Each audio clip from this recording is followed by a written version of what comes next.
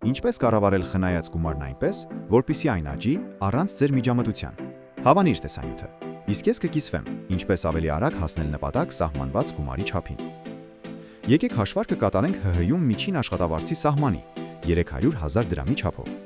Պատկերացնենք, որ խնայում եք այս աշխատավարձի 10%-ը, ամսական 30,000 դրամ։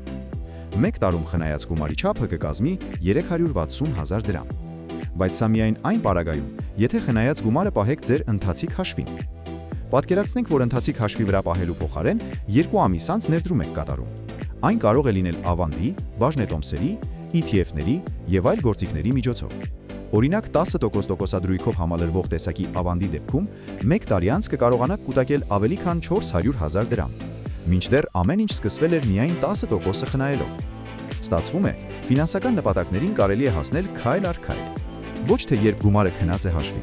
այլ երբ փողն իր հերթին փող է աշխատում։ Հետևիր մեզ ավելին իմանալու համար։